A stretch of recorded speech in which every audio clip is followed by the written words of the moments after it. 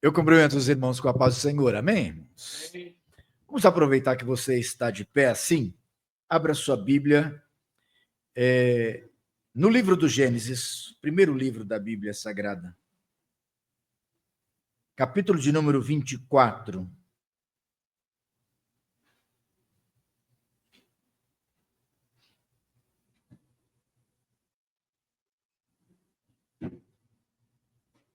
Os primeiros versos apenas, diz assim: E era Abraão já velho e adiantado em idade, e o Senhor havia abençoado a Abraão em tudo.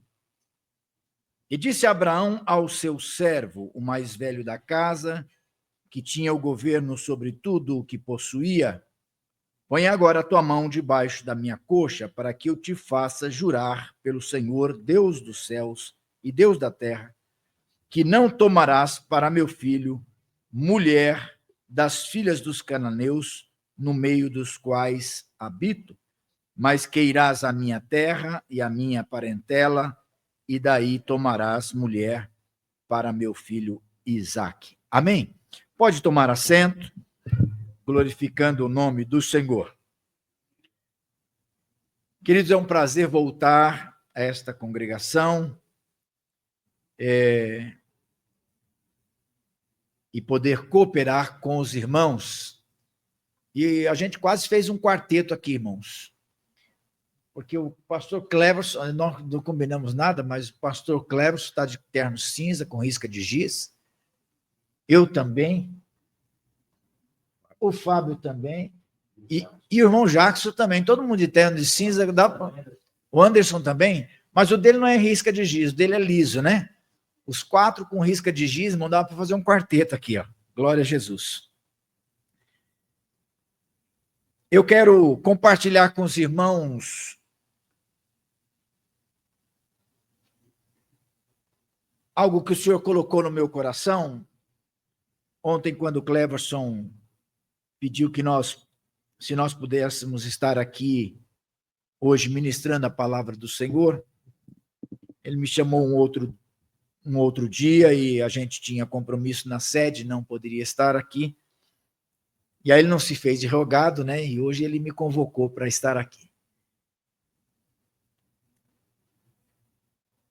Essa passagem da Bíblia, essa história de Eliezer, ou Eliezer, como alguns chamam de acordo com a tradução, o mordomo ou o servo de Abraão, é muito conhecida.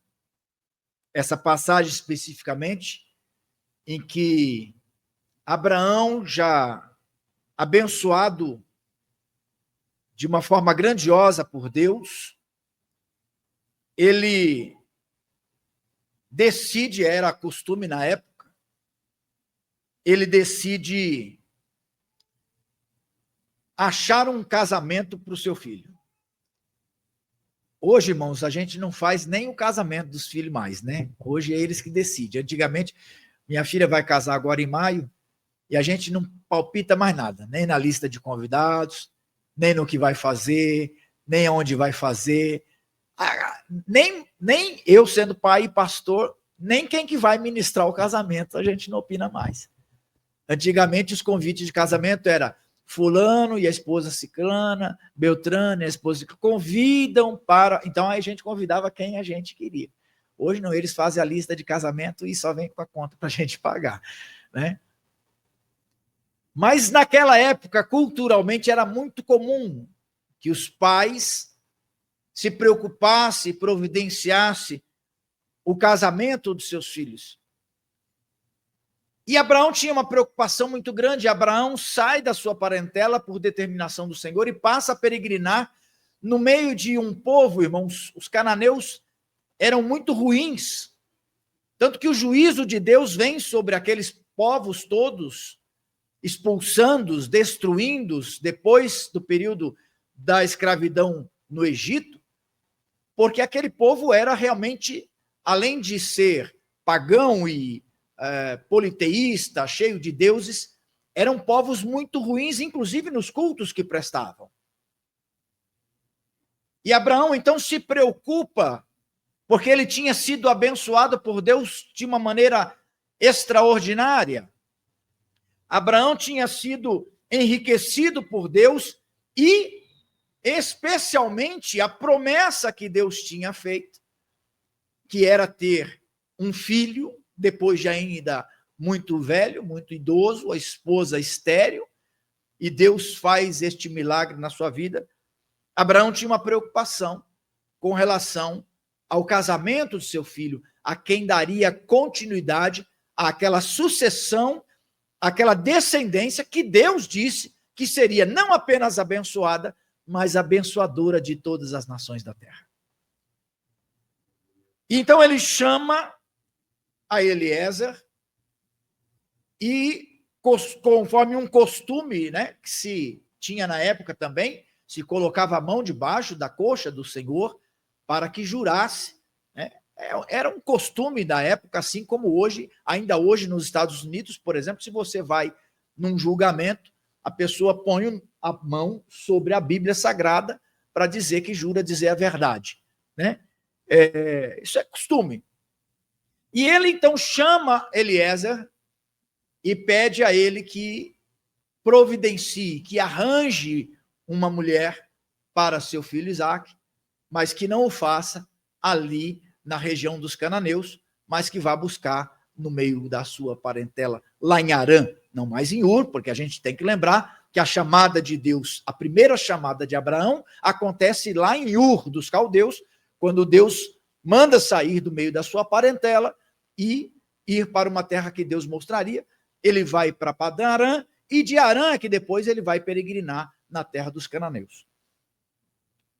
Eu quero tomar de fundo esta passagem, porque aí já é muito conhecido. Eliezer sai com uma turma de homens, uma caravana, né? Muitos presentes, levando os seus camelos, e ele vai até a região, chega lá, acha uma moça bonita no poço, né? Toda aquela história que nós conhecemos, e então encontra Rebeca, que ele traz para casar-se com o filho Isaque, o filho de Abraão.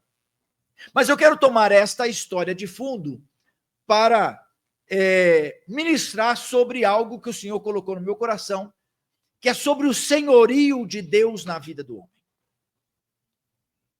Nós sabemos que o homem, ele acredita em Deus, a maioria das pessoas acredita. Hoje eu estava conversando com o Fabinho é um piloto, amigo nosso ali de Indaiatuba, e hoje ele passou ali na prefeitura, eu chamei ele para tomar um café, e conversando com ele, falei assim, da minha preocupação, né? Falei assim, eu tenho orado por você, Saulo, meu querido, a paz do Senhor. Da preocupação, tá caindo tanto avião pequeno, né, irmão? E ele é piloto de jatos pequenos, esses jatos executivos. Inclusive, esse último que caiu aí em São Paulo, o piloto era de Indaiatuba, morava em Indaiatuba. E eu conversando com ele, né? A gente teve uma experiência, eu e o pastor Cleverson, mais 2 primos nossos, e esse piloto, nós estávamos indo uma época para São José do Rio Preto, numa inauguração da igreja lá do pastor Perozinho na época, e nós estávamos mais ou menos na região de Catanduva, num aviãozinho pequenininho, o piloto, meu primo, o outro primo, eu e o Cleverson, e de repente falhou um motor, falhou o outro, e a gente ficou lá em cima, irmão. Olha, nós convertemos naquele dia, viu? Era um tal de suar, passar a mão na flanelinha, assim, numa toalhinha que a gente tinha, e orar. A gente virou crente naquele dia como nunca. E aí, esse piloto disse o seguinte, que nessa hora, irmão, todo mundo crê em Deus, não tem ninguém, o camarada pode ser o pior ateu do mundo, mas na hora que o avião dá pane no motor, ele vira crente e ele começa a orar e começa a falar de Deus. Com raras exceções, irmãos, as pessoas creem que Deus é criador das coisas.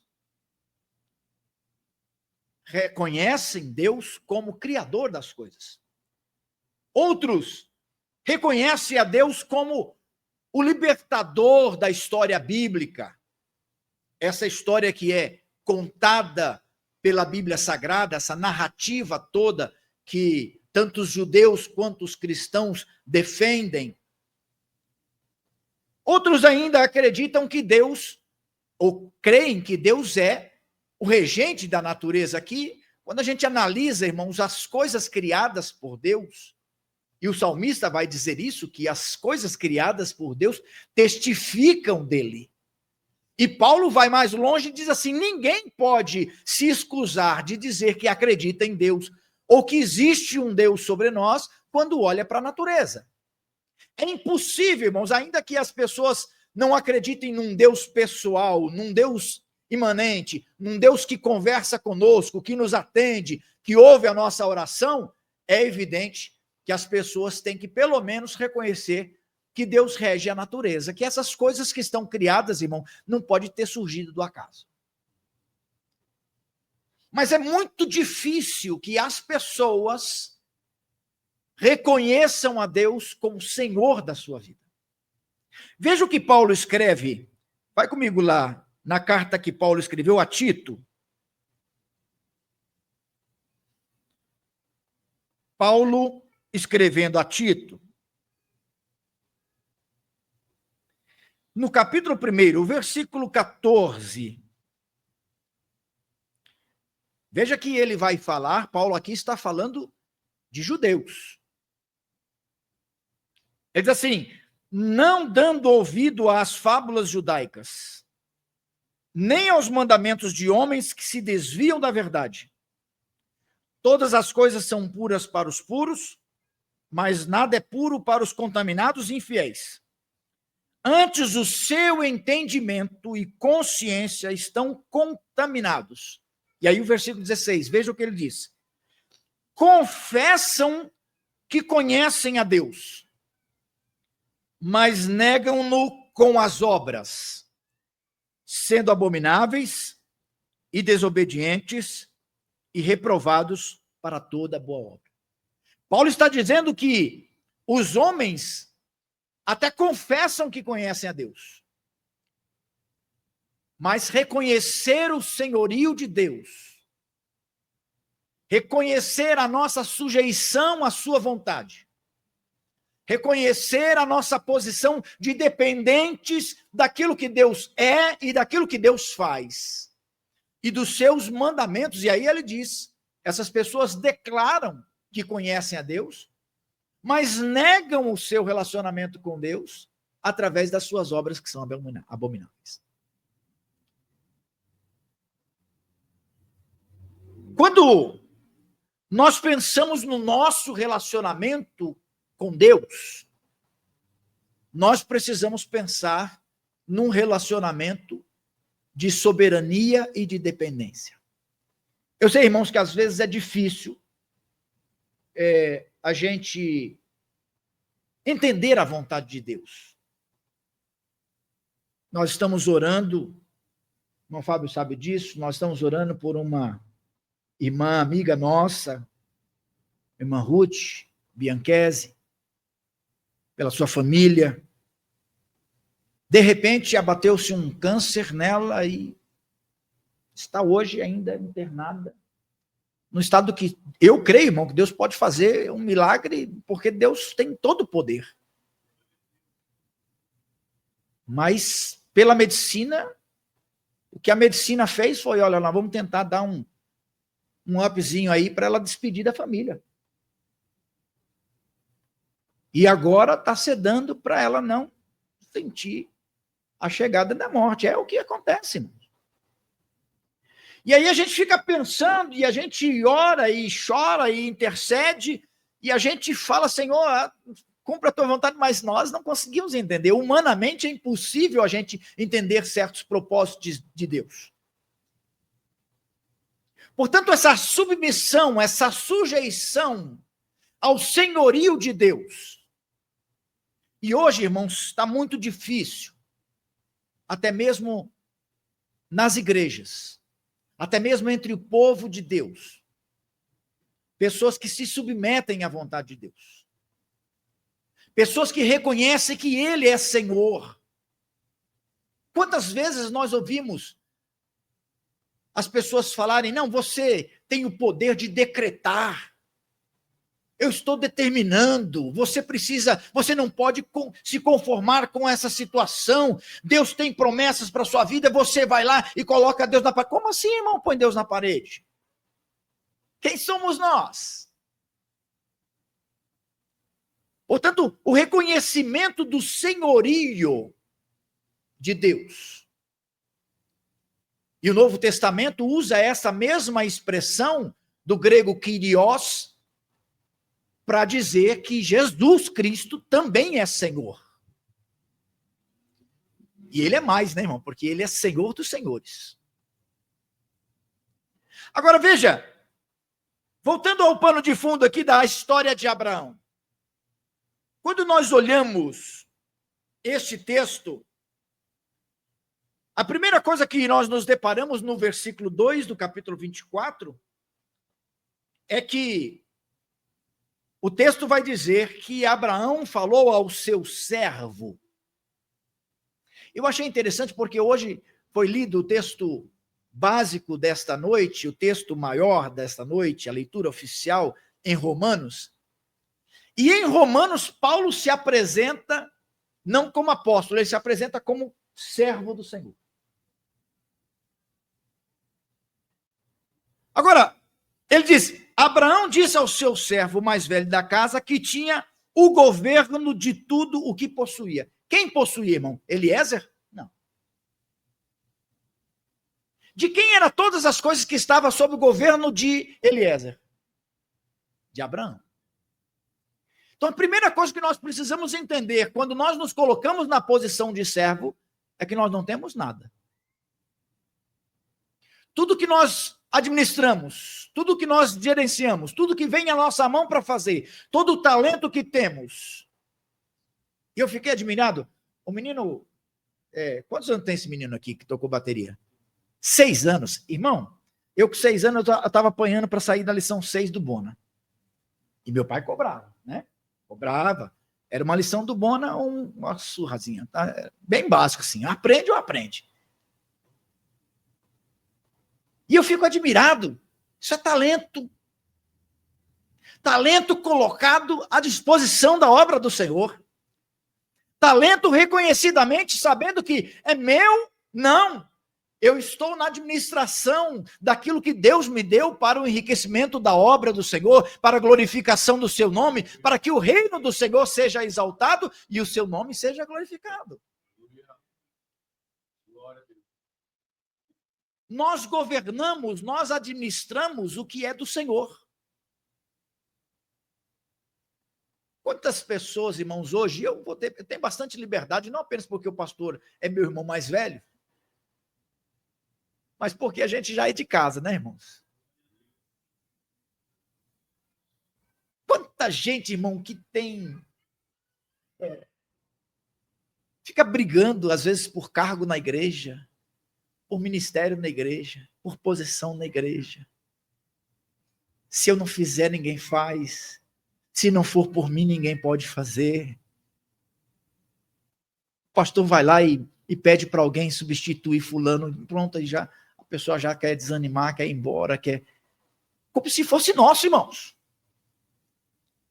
Como se a gente tivesse titularidade de alguma coisa. Nós não somos nem inquilino, irmão, porque nem aluguel nós não pagamos. Nós somos comodatários, ou seja, moramos de graça, gozamos de graça daquilo que o Senhor tem e usufruímos de todas as bênçãos que Ele tem, inclusive dos talentos que Ele coloca na nossa mão, mas tudo é dele, é para Ele, é para a glória do nome dEle, louvado seja o nome do Senhor. Portanto, o servo, e esse é o grande problema que a gente tem hoje, irmãos. O servo, ele precisa reconhecer que tudo que vem à mão dele para administrar, e às vezes é muita coisa, irmão. Eliezer era o mais velho, o servo mais velho, e Abraão não tinha pouquinha coisa não, irmão. Abraão tinha muita coisa, Abraão era rico. Mas Eliezer sabia claramente, tudo eu administro. Tenho poder para administrar, tenho poder para dizer sim, para dizer não, para assinar cheque, para assinar contrato, eu posso fazer tudo, mas nada é meu, tudo é do meu Senhor. Há uma segunda Um segundo aspecto que eu acho interessante, que está lá no versículo de número 12 do capítulo 24, que é quando Eliezer chega à terra da parentela de Abraão, e ele coloca os seus camelos ajoelhados, né? Os camelos se ajoelham para descansar, para beber água. Veja que interessante. Versículo 11 diz assim: e fez ajoelhar os camelos fora da cidade, junto a um poço de água, pela tarde, ao tempo em que as moças saíam a tirar água.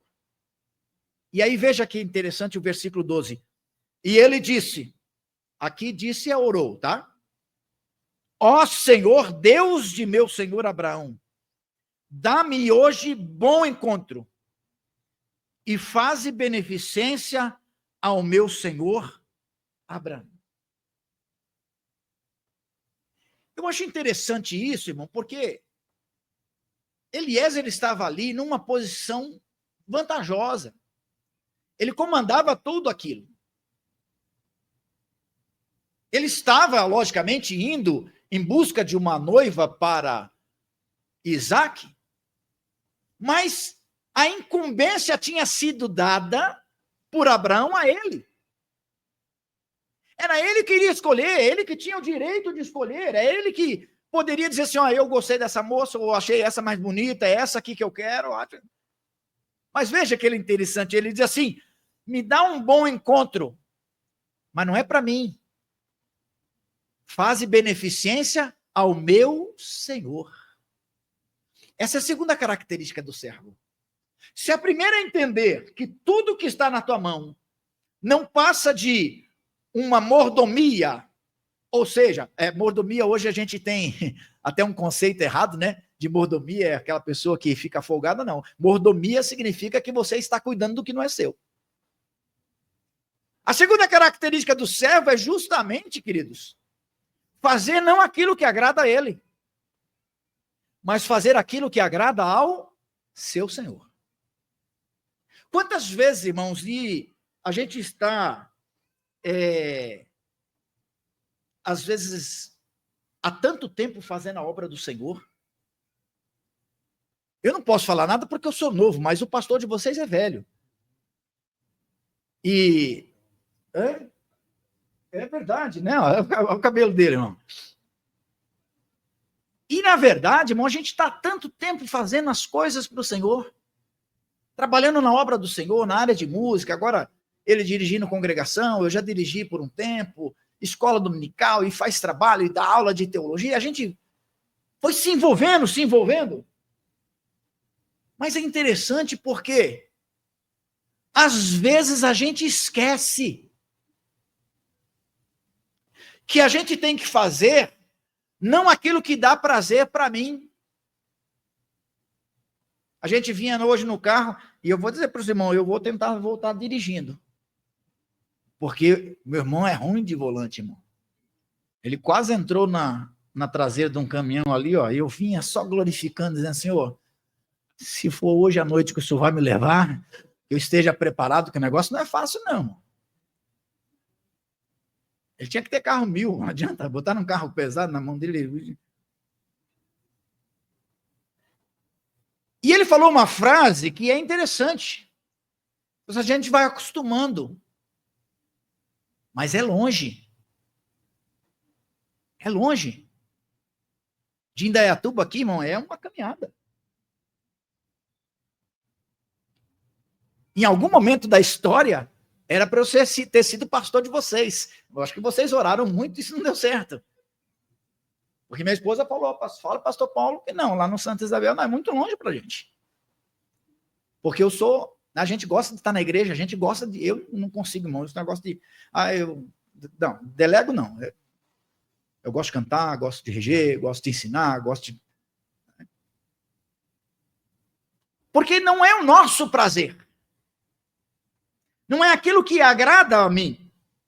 Veja o que diz no versículo 21 e o 27. O varão estava admirado de vê-la. Quando Rebeca chega aí, coloca água para ele, serve os camelos, e ela era bonita, irmão. Agora, veja que interessante, ele estava admirado, mas calou-se, não falou nada, para saber se o Senhor havia prosperado a sua jornada ou não. Veja que interessante. Ele não estava querendo saber aquilo que dava prazer ou que agradava a ele. E às vezes no serviço do Senhor, irmãos, a gente vai se acostumando. E quem é um pouco mais perfeccionista como a gente, vai exigindo um pouco mais. E aí a gente quer fazer do nosso jeito. A gente quer fazer da nossa forma. A gente quer fazer de uma forma que agrada a gente. E nem sempre, irmão, aquilo que agrada a gente é o que agrada ao Senhor. A gente quer fazer do nosso jeito porque a gente acha que vai ficar mais bonito. A gente quer ensaiar do nosso jeito porque a gente acha que vai ficar melhor. A gente quer organizar o trabalho do nosso jeito porque a gente acha que só desse jeito é que vai ficar cheio de frufru, vai ficar lindo, vai ficar maravilhoso. Vocês já viram organização de festa? Não é assim, irmão? Tem vezes até que dá briga. Isso não acontece aqui, graças a Deus. Não, mas desse jeito vai ficar melhor, assim fica melhor. Aí o irmão da mídia, não, mas se colocar essa cor fica feia. Aí, irmão, não é do jeito que a gente quer. Não é aquilo que agrada. O meu trabalho só vai prosperar. O meu trabalho só vai estar bem feito. O meu trabalho só vai ter eficácia quando estiver de acordo com a vontade de quem é o Senhor. Louvado seja Deus. Então, às vezes, a gente fica tentando que aquilo que atende ao nosso prazer, aquilo que agrada a nós. Nossa, pastor, fique tranquilo, pastor. Isso aqui vai ficar lindo. E aí o pastor vai orar, e Deus coloca no coração do pastor que não é daquele jeito. E aí o pastor com muito jeitinho, porque o pastor hoje tem que ter muito jeitinho, muito tato. Aí fala, irmão, se a gente não fizer desse jeito, pronto. Mas quando eu entendo soberania e o senhorio de Deus na minha vida, eu não estou preocupado, irmão, se vai ficar bonito para mim, se vai aparecer legal, se vai ficar bom do meu gosto. Agora gostei. Não, eu quero saber se o Senhor gostou, se ficou do agrado dele, se para ele ficou bom. Essa tem que ser a nossa perspectiva, esse tem que ser o nosso interesse. Senhor, está te agradando, Senhor? Porque se não estiver te agradando, a gente muda tudo. Pode estar até agradável para a gente, pode estar bonito ao meu querer, ao meu ver, mas se não estiver agradando ao Senhor, não adianta nada. Tudo que eu fizer tem que ser para que o Senhor se agrade, porque Ele é o dono da obra.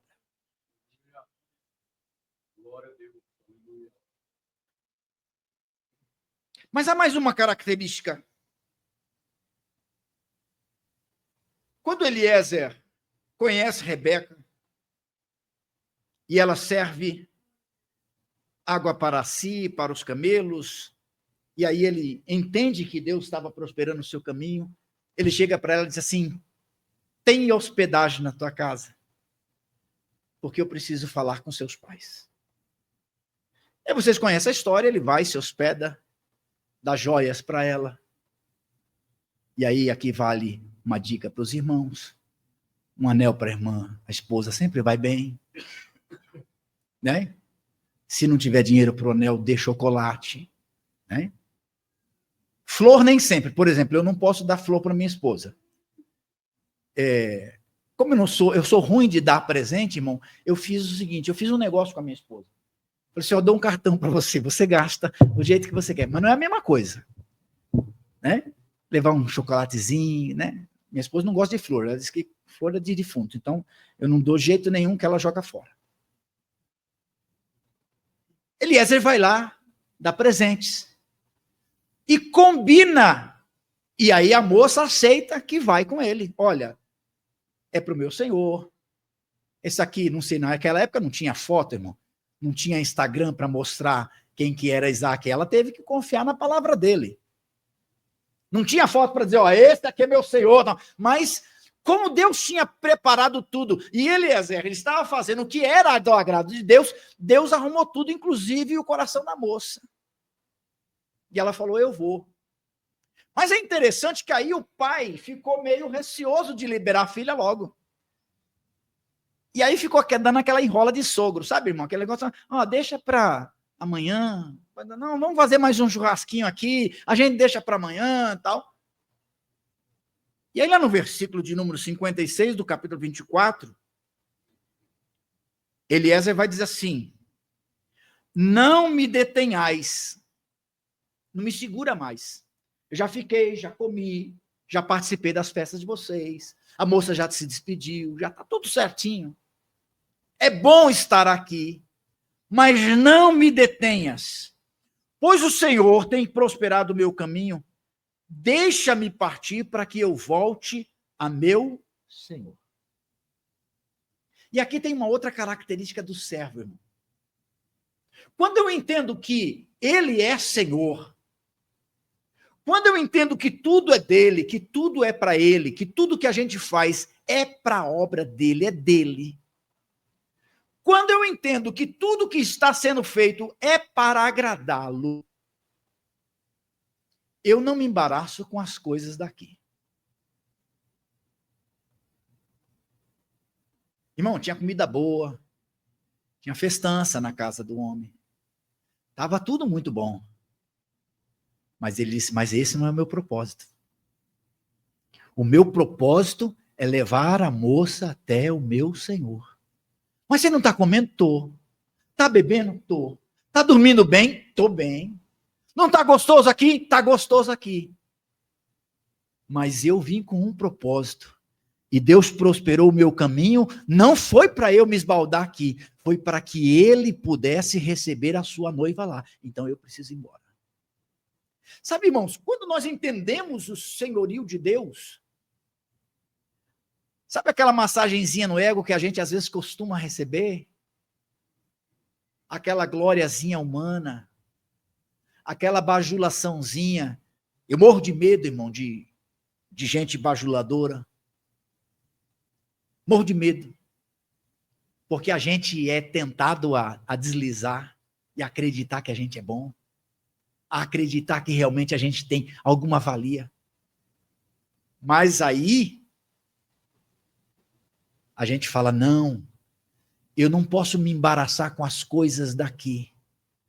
Tá tudo muito bom, tá tudo muito legal, tá tudo muito gostoso, tô comendo do bom e do melhor, mas a vontade maior e mais importante é a do meu Senhor. E se não está dando resultado para ele, não vale eu ficar me aproveitando aqui. Quantas vezes, irmãos, e a igreja de hoje, domingo agora, pregou um pastor lá de Uganda, se não me engano, pastor Pedro estava cooperando lá, aliás, parece que ainda está cooperando, né, no São Bernardo, lá com o pastor Wesley, e ele falando, irmãos, da necessidade que as pessoas têm de ouvir a palavra de Deus, de receber o evangelho. E ele disse, olha, é muito bom, lá em Uganda a gente começa o culto dançando, termina o culto dançando, é tudo muito festa. E ele diz, né, porque a cultura africana é assim mesmo, né, muita dança. E ele disse assim, pode ser o culto mais fervoroso, mais maravilhoso, mas se não tiver salvação de almas, não valeu. E nós hoje, irmãos, me desculpa, mas eu estou falando para mim, eu gosto muito de coro, gosto muito de orquestra, gosto muito de coisa, é lindo, maravilhoso. A gente canta, adora o Senhor, levanta as mãos, chora, fala línguas. Para nós mesmos. Estamos na festa, na casa do sogro, do nosso Senhor. E Ele está esperando o resultado do nosso trabalho. Quando eu reconheço soberania e o senhorio de Deus, eu entendo que não é a minha festa. E aí ele disse uma coisa que me marcou muito, que é uma coisa normal, irmão, que a gente já está acostumado a ouvir, mas que ele falou de uma forma tão contundente. Ele disse assim, irmão, não tem nada nesse mundo que gera festa no céu, a não ser uma alma que se arrepende e se converte ao Senhor. Festa é bom, irmão, comilança é bom. É tudo muito gostoso. Usarmos os nossos talentos, eu não estou dizendo que a gente não deva usar, devemos. Eu fico admirado quando vejo uma criança tocando, quando vejo uma congregação que, apesar de não ser uma congregação muito grande, tem um conjunto coral, um conjunto de irmãs, músicos, jovens. Eu acho lindo isso. Mas nós precisamos reconhecer que tudo que nós fazemos aqui não é festa para nós, nós precisamos fazer festa no céu, alcançarmos almas para que o Senhor possa se alegrar lá diante do trono dele e dizer: agora a minha noiva está trabalhando por mim. Portanto, o servo, ele só administra aquilo que é do Senhor, ele sabe que não é dele. Ele procura fazer aquilo que dá prazer e agrada ao seu Senhor. E ele não se detém com nada que possa atrapalhá-lo de fazer com que o resultado seja alcançado pelo seu Senhor. Eu sei que hoje em dia é difícil a gente ser servo. Há uma crise de autoridade na sociedade que começa com as crianças. Hoje está difícil ser professor na rede pública. Se eu fosse chamado a atenção na escola, chegava em casa e ainda era uma surra. Hoje, a criança chamada a atenção na escola, o professor apanha do pai que vai lá. Há uma crise de autoridade. Ninguém mais quer reconhecer senhorio de ninguém. Ninguém quer mais fazer o que Paulo disse, reconheça o teu irmão como sendo superior a você. Não, eu sempre sou superior. Eu sei que nesse mundo que vivemos, irmãos, é difícil a gente reconhecer a nossa dependência do senhorio de Deus. A vontade dele, o propósito dele, os objetivos dele, e não os nossos. Mas tem uma coisa, irmãos, que me agrada em ser servo. O servo come do que é do seu Senhor. Aleluia. O Senhor não te deixa faltar nada. O Senhor te sustenta, o Senhor te cura, o Senhor te renova, o Senhor te ajuda, o Senhor te faz ser vitorioso em tudo aquilo que você coloca a mão, porque a vontade dele é que o servo dele seja abençoado. E aí, quando nós reconhecemos como servos, vai chegar um dia, porque Jesus já disse isso aos discípulos: eu já não chamo mais vocês de servos, chamo de amigos, porque o servo não sabe o que o Senhor pensa, os amigos sim. Mas vai chegar aí, a leitura oficial desta noite foi essa, que nós vamos chegar diante de Deus e ele vai dizer assim: tu não é servo não, já foi. Aqui no céu, você é herdeiro, co-herdeiro com Cristo e proprietário de todas as coisas que são do Senhor e vão ser recebidos como filhos na glória. Que Deus em Cristo possa nos abençoar e nos ajudar em nome de Jesus. Amém.